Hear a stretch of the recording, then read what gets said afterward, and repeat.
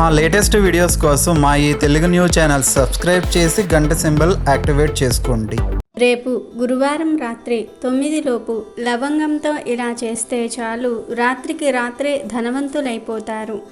ధనం విపరీతంగా వస్తుంది, డబ్బుకు లోటు ఉండదు, ఐశ్వర్యం ప్రాప్తిస్తుంది, దరిద్రం పోతుంది, కష్టాలన్నీ కూడా పోతాయి. ఎప్పుడు చూసినా ధనం లేదని బాధపడేవారు, ధనం నిలవటం లేదని దిగులు పడేవారు ఈ పరిహారం చేసుకుంటే సమస్యలు పోతాయి. డబ్బుకు లోటు అనేది రాదు, చక్కగా డబ్బు సమస్యలన్నీ కూడా తీరిపోతాయి. లవంగాలు చాలా శక్తివంతమైనవి. లవంగాలు ధనాన్ని ఆకర్షిస్తాయి, చెడును తొలగిస్తాయి. లవంగాలతో ఎలాంటి పరిహారాలు చేసినా 100కు 100% ఫలితం అనేది వస్తుంది. కేవలం ఒకే ఒక్క లవంగంతో ఈ పరిహారం చేసుకుంటే చక్కటి ఫలితం వస్తుంది. లవంగాలు ప్రతి ఒక్కరి ఇంట్లో ఉంటాయి కనుక ఈ పరిహారం కోసం డబ్బు ఖర్చు చేయవలసిన అవసరం లేదు. లవంగాలు ప్రకృతి నుండి వస్తాయి. లవంగాలు ప్రకృతి ప్రసాదించినవి. ఇలా నేచర్ నుండి వచ్చే పదార్థాలతో ఎలాంటి పరిహారాలు చేసినా ఫలితం వస్తుంది. లవంగాలను వంటలలో అధికంగా వాడుతారు. ఆయుర్వేదంలో కూడా లవంగాలను వాడుతారు. అంతేకాదు ఆధ్యాత్మికంగా కూడా లవంగాలకు చాలా ప్రాధాన్యత ఉంది. ఇన్ని విశిష్టతలు కలిగిన లవంగాలతో గురువారం రోజు రాత్రి 9 గంటలలోపు ఒక పరిహారం చేస్తే రాత్రికి రాత్రే మీ కష్టాలు సమస్యలు తొలగిపోతాయని పండితులు చెప్తూ ఉన్నారు. మరి గురువారం రోజు లవంగాలతో ఏం చేయాలో ఇప్పుడు మనం ఈ వీడియోలో వివరంగా తెలుసుకుందాము.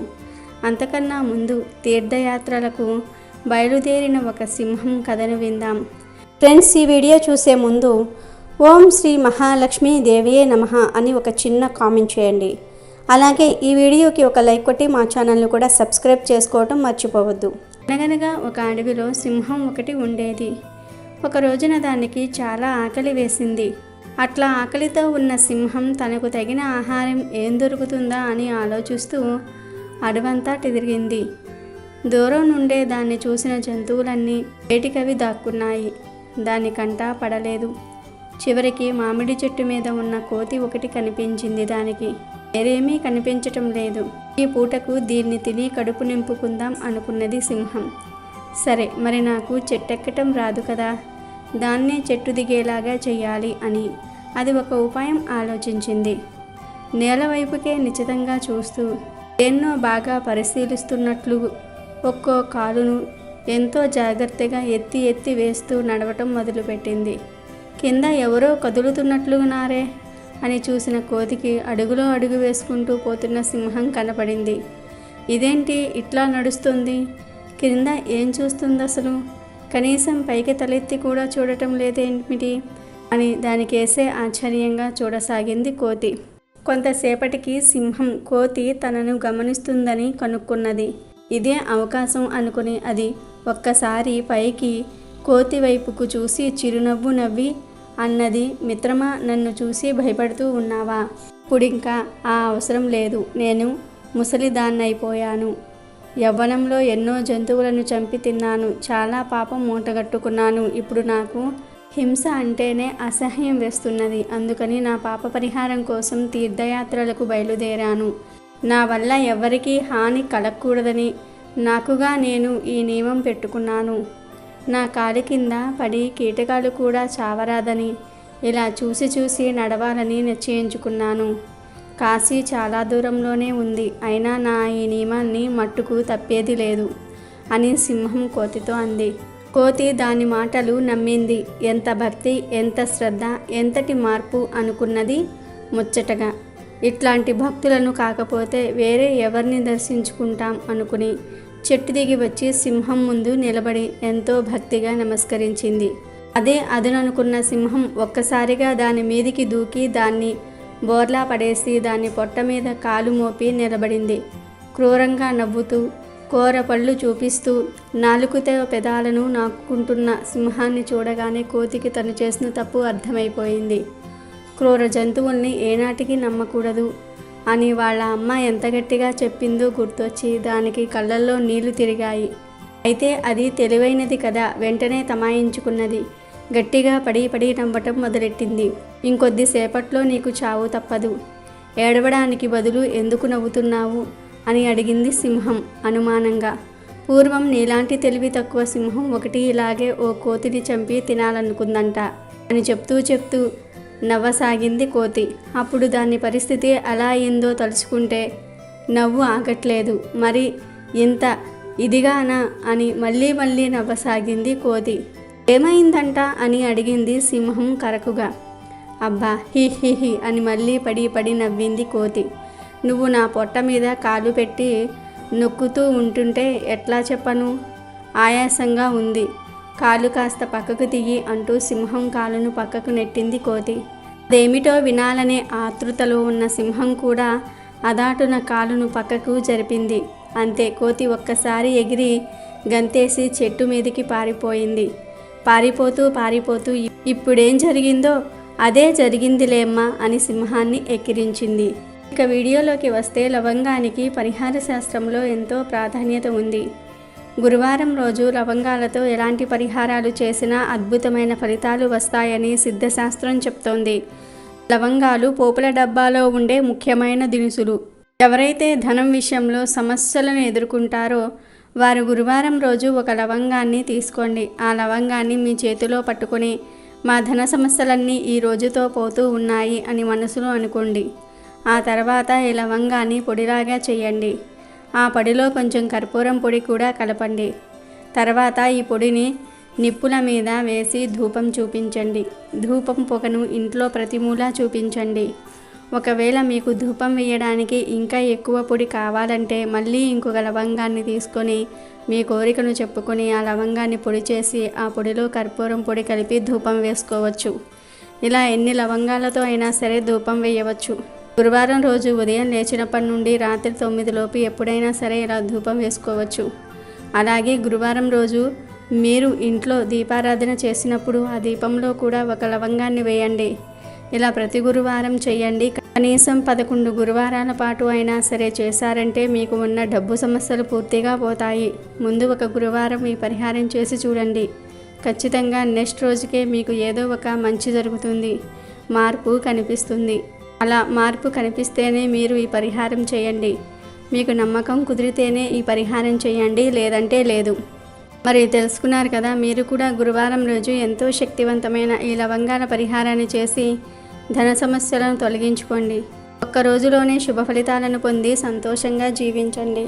రేపు గురువారం భలే అద్భుతమైన రోజు. రాత్రి 10 లోపు పసుపు రంగు నీటితో ఇలా చేస్తే చాలు మీ జాతకం మారిపోతుంది.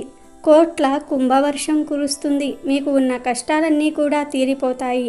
మీరు మట్టిని పట్టిన బంగారంలాగా మారుతుంది. మీ ఇంట్లో ఉన్న సమస్యలన్నీ కూడా తొలగిపోతాయి. చాలా మంచి ఫలితం వస్తుంది అని శాస్త్రం చెప్తుంది. సిద్ధశాస్త్రంలో ఈ పరిహారం గురించి చెప్పారు. పసుపును నీటిలో కలిపితే పసుపు రంగు నీళ్లు తయారవుతాయి. పసుపు చాలా మంచి పదార్థం, మంగళకరమైన పదార్థం కూడా. పసుపుతో పరిహారం చేస్తే మీకు తిరుగులేని ఫలితం వస్తుంది. పసుపుకు భారతీయ సాంప్రదాయానికి ఎనలేని సంబంధం ఉంది. శుభ సూచకంగా పసుపును చూస్తారు. మన తెలుగు వాళ్ళు గుమ్మానికి పసుపు రాస్తారు, కాళ్లకు పసుపు రాస్తారు, ముఖానికి కూడా పసుపు దట్టిస్తారు. అంతెందుకు, కూర ఏది వండినా సరే చిటికెడు పసుపు ఖచ్చితంగా వేయకుండా ఉండరు. పసుపు ఒక విధంగా సర్వరోగ నివారిణి. ఎందుకంటే ఇది చెడు బ్యాక్టీరియాను దరి చేరనివ్వదు. మన పూర్వీకులకు పసుపు చేసే మేలు బాగా తెలుసు. అందుకే వారు ఆరోగ్య చిట్కాలలో పసుపును బాగా వాడేవారు.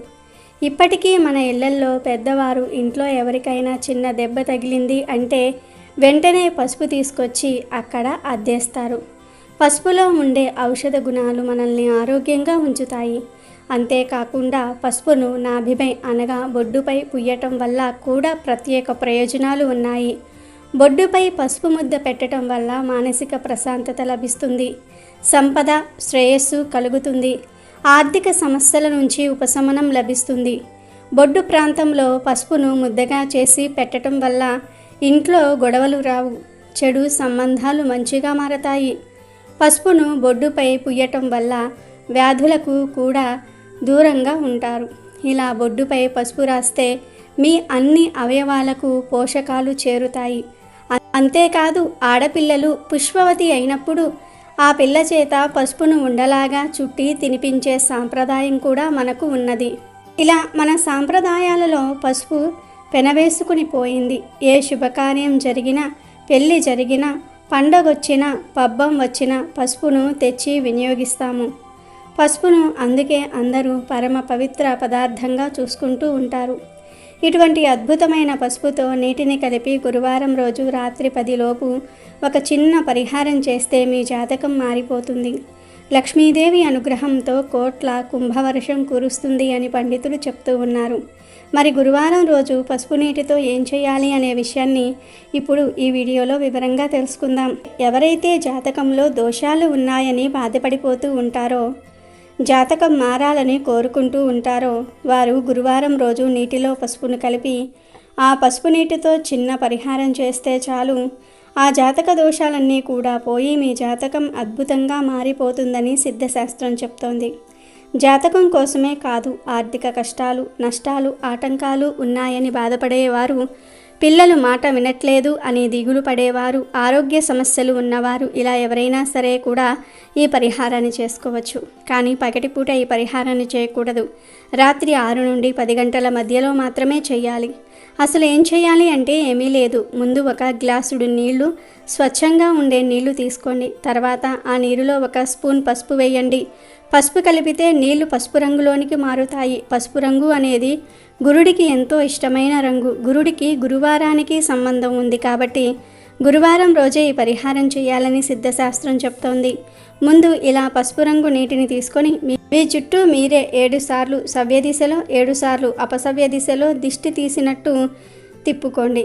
కుదరకపోతే మీ ఇంట్లో వారిని ఎవరినైనా సరే పిలిచి ఆ పసుపు నీటితో మీకు దిష్టి తీసినట్లుగా తిప్పమని చెప్పండి. అలా తిప్పిన తర్వాత ఈ పసుపు నీటిని ఒక మట్టి ప్రమిదను, నువ్వుల నూనెను, 3 ఒత్తులను తీసుకుని అరటి చెట్టు దగ్గరకు వెళ్ళండి. మీ ఇంట్లో అరటి చెట్టు ఉంటే అక్కడ కానీ, లేదా ఇరుగు పొరుగు వారి ఇంట్లో అరటి చెట్టు ఉంటే అక్కడికి కానీ వెళ్ళండి. వెళ్ళి ముందు ఈ పసుపు నీటిని అరటి చెట్టు మొదట్లో పోసేయండి. అలా పోసిన దాని మీదే మట్టి ప్రమిదను పెట్టి 3 ఒత్తులు వేసి నువ్వుల నూనె పోసి దీపం వెలిగించండి. ఇలా దీపం వెలిగించిన తర్వాత మీ కోరికను అరటి చెట్టుకు చెప్పుకోండి. ఆ అరటి చెట్టునే మీ ఇష్టదైవం అనుకుని, నాకు ఉన్న జాతక దోషాలు పోవాలి, ఆర్థిక సమస్యలు పోవాలి, నా కుటుంబం సంతోషంగా జీవించాలి అని మనస్ఫూర్తిగా మీ కోరికను చెప్పుకోండి. ఆ తర్వాత ఇంటికి వచ్చి ఇక మీరు మీ పనులు చేసుకోవచ్చు. ఇలా ఈ చిన్న పరిహారం 5 గురువారాలు చేయటం వలన ఖచ్చితంగా మీరు కోరిన కోరిక నెరవేరుతుంది. కాబట్టి మీరు కూడా గురువారం పసుపు నీటితో ఈ పరిహారం చేసి శుభ ఫలితాలను పొందండి. అమెజాన్లో బెస్ట్ డిస్కౌంట్స్ కోసం వీడియో డిస్క్రిప్షన్లో లింకు ఉంది, చూడండి. అలాగే మా టెలిగ్రామ్ ఛానల్ సబ్స్క్రైబ్ చేసుకోండి.